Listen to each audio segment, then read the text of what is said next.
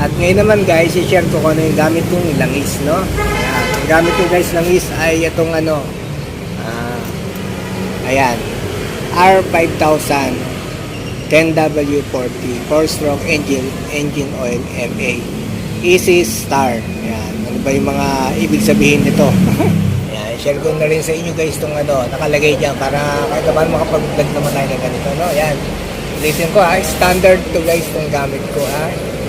Mineral daw kung tawagin, no? Kasi wala pa tayong budget para sa semi-synthetic or fully synthetic, no? Kaya itong gamit natin ay R5000. Mamaya banggitin ko guys yung mga 1,000 na yan. Kung ano sabihin ng langis pag bumili kayo sa Easy Star, no? Anyway, ito, yung engine oil 10W refers to the oil's viscosity. Yan. Viscosity, thickness at low cold temperatures, specifically at 17.3 Celsius, 0 Fahrenheit, no? The W stands for winter, indicating its suitability for cold weather. A lower number like 10W indicates a thinner oil at low temperatures, which is better for cold starts as it flows more easily and protects the engine quickly. So ayun na ibig sabihin nun, no? Tamang guys, sa harap ko nga yung langis pa rin ng genuine oil ng Suzuki Easy Star, no? Panggitin ko na rin. Ang ibig sabihin ng Easy Star, basahin ko na, is the brand name for Suzuki's high performance engine oil and other genuine products. The name is combination of easy static and star, signifying the star of easy static performance. Ayun, ayun pala yung sabihin nun.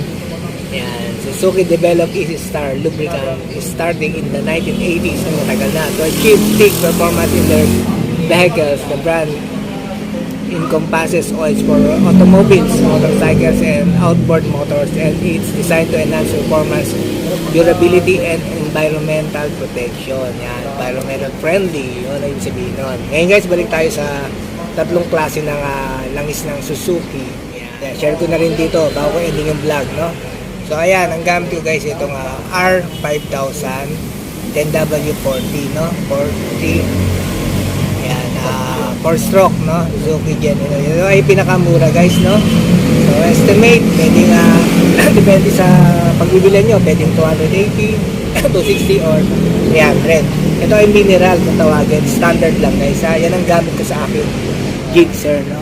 At ang next pa din guys, ang nagkaiba lang ay ang number na R7000, no? Yan, R7000.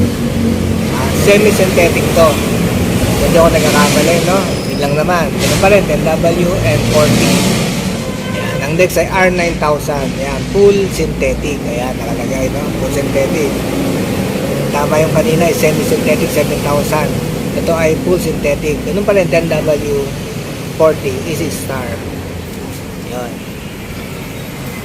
So, yun guys, mag-ending na ako ng vlog, no? Wala na akong nalimutan. At least na-share ko sa inyo kung paano ko na-reach ang 1,000 at yung mga ride ko dito. Hopefully, susunod na mga ride natin ay mas malayo pa, no? Ayan guys, no? Yun lang naman, no? Ito ay ang aking vlog ay nagbabase sa motor kong 2023 Gixxer 155 Fi. Ayan guys, ha? Ayan. Yung unang vlog ko naman, yun. Marami rin kayo natutunan doon, ha? So, ayun guys, shoutout ko pa rin itong Suzuki 3S dito, ha? Ayan. Fremont Building, no? First time natin napunta rito, yung opening ng Team Gravity. Ayan nga, sa taas nila yan, no? So, ang address nito guys ay Ropali Corporation, no? Authorized dealer, yan. Yan ang address, lot 36 Blackwell, Brookside Lane, Barangay San Francisco, General Trias, no? So, ito lang guys ang makita yung pag pumasyal kayo dito, na? At shoutout natin si Sir Dexter, 8 years ng mekaniko ng Suzuki, no? Marami tayong natutunan. Ayan guys, no? Base nyo na lang to. Ayan, madali lang makita. Ayan, Suzuki 3S Shop, sales service, spare parts. Ayan, ayan yung highway. Tapos papunta doon.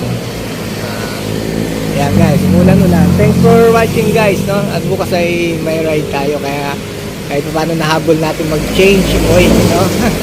Dahil syempre talagang ganun tayo, maalaga tayo sa motor, sa change oil lang. Sa mga pyesa, hindi man tayo, full stock lang talaga tayo guys. And guys, thanks for watching this Steve Ride TV. Ayan. Ito paano nakapag-vlog tayo ng iba ngayon. Medyo gano'n naman ang vlog natin. Enjoy lang. And guys, see you lang guys sa next vlog.